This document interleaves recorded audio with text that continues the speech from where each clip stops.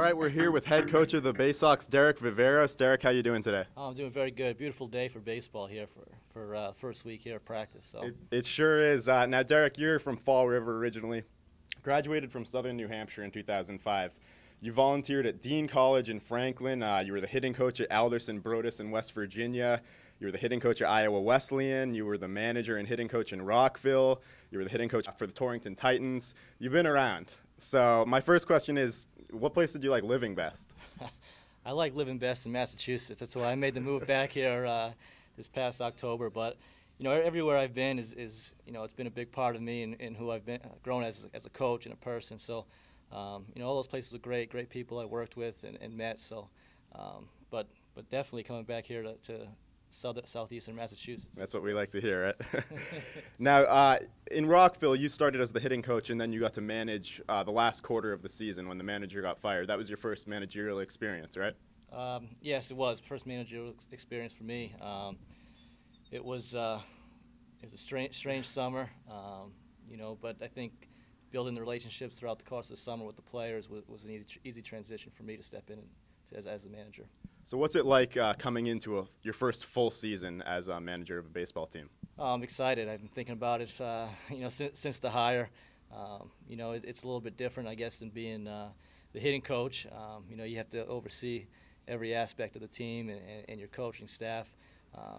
But I'm very excited about the guys we have on staff working with me, and it's baseball. So I love it. I'm excited about the season. Now, this is your first time meeting a lot of these players. So what do you do to prepare and learn about them and get ready for the season? I've been following them since they started up in February, looking at the stats, see how they're doing every weekend, and trying to get an idea of what their abilities are by looking at their offensive numbers, average, if they're singles, doubles hitter, power hitter, if guys are stealing bases or not, and looking at the pitching staff, who's throwing innings, who's throwing strikes, who's not throwing strikes, and just trying to get an idea in my head of how I can use these guys once they get here. Explain the difference coaching a summer league team like this and coaching at a college or university. Well, obviously the amount of time you have with your guys. At a college, you're starting with them in the fall. You have a few weeks in the fall where you can practice. You're doing weights and conditioning after that, and it's a year-round thing. At the college level, you work on more of the finer details, some more of the finer fundamentals of baseball. While here, it's you kind of just getting the reps on these guys, getting some ground balls, fly balls, letting them swing the bats, and making some minor adjustments here and there. Now, all of these players are from college. They're trying to improve for next season.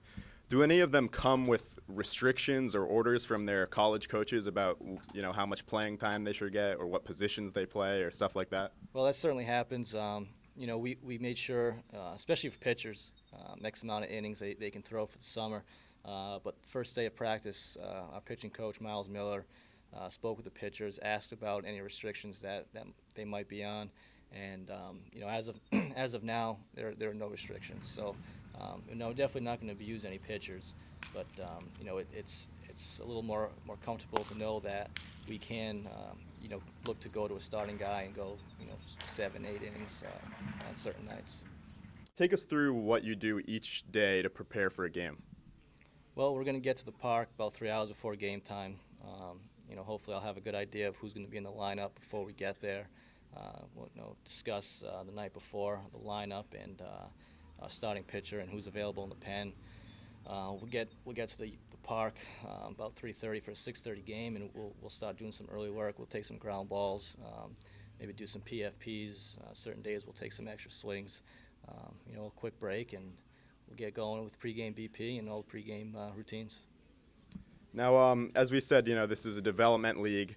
How do you maintain the balance between developing the players and also winning baseball games? Well, I think the biggest thing in summer baseball, it's more about managing what the team's doing as a whole. You don't get to the NACBO because you don't know how to play the game, or your skills are not as fine-tuned as some of the other college players. So, I think it's as far as individual players, it's just some minor adjustments just to get them back to hitting the ball on the line or getting a strike down the zone. And it's more about managing the team as a whole, what we're doing as a team on offense, what we're doing as a team on defense. Now, you're getting ready to play an exhibition against the Wareham Gatemen from the Cape Cod Baseball League this Thursday. How does it feel to be going against a team from the Cape Cod League with so many potential pro prospects? Well, it's very exciting. The Cape Cod League is very prestigious in the country for baseball players, and just a chance to compete against another league. Never mind just the Gatemen. It's going to be a competitive game. It's a scrimmage, but I think just the fact that it's NACBL against the Cape, it makes it mean a little bit more. And I think our guys are excited about it, and it should be a good competition. Derek, thanks a lot for your time. Good luck this season. Thank you. Derek Viveros, head coach of the New Bedford Bay Sox. All right, I'm here with Sean Fitzgerald, pitcher for the New Bedford Bay Sox. Sean, how you doing today? Good, how are you? I'm great. At what age did you start playing baseball?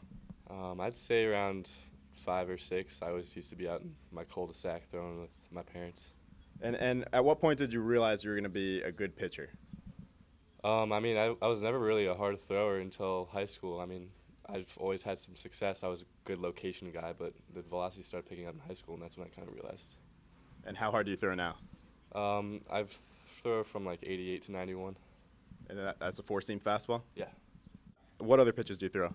Well, I thought it was a curveball until college. I guess it kind of evolved, and I guess everyone calls it a slider now. And I throw a circle change.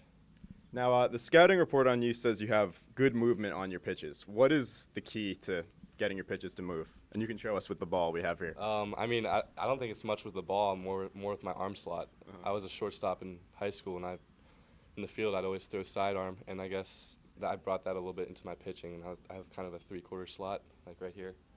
And I think that really helps get some tail on the ball. Mm-hmm. Now, you're a pitcher now at Notre Dame, and pretty good freshman season, 2.38 ERA and 34 innings pitched, 218 opponent's batting average.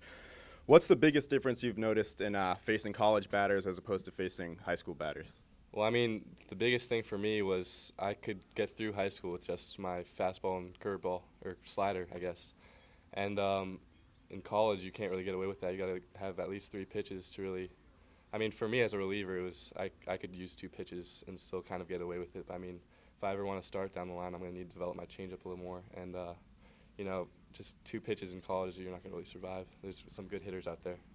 And how do you go about developing your changeup? What do you do when you want to improve it? Well, I'm playing in this league, so hopefully I get some starts here and work on it. That's my goal this summer. I'm going to work on my changeup. So. Now, you've moved in with your host family. I have, yeah. And what's that been like? They're great. My host dad, he's got 9 AAU teams up here, so he loves baseball. He's always out here. They're always playing baseball. I'm at my host brother's games all the time. It's a great time. Yeah. Have some good home-cooked meals there? Yeah, absolutely. What's your goal for the upcoming season? Once again, develop my changeup, turn to a well-rounded college starter. So. All right, we're going to do the lightning round right now. Are you ready? Yeah. All right.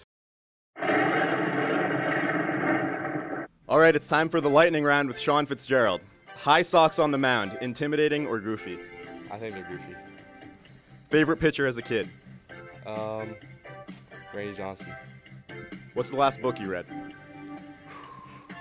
One of my history books at school. I can't remember the name. Pre-game ritual / meal.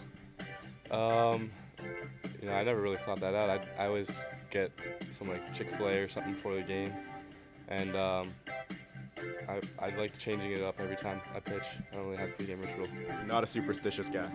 Just a little stitious. Favorite TV show? I'd have to say Entourage. Have you ever intentionally beaned someone? I have not. I probably won't do that ever. Now, you're from McLean, Virginia. Have you ever been to Ray's Hellburger? I have not. Really? In Arlington?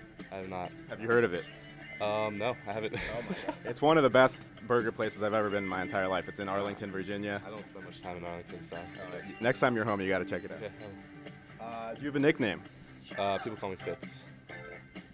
Who's your favorite pitcher today? I'd say Tim Lincecum. Describe yourself on the mound in one word.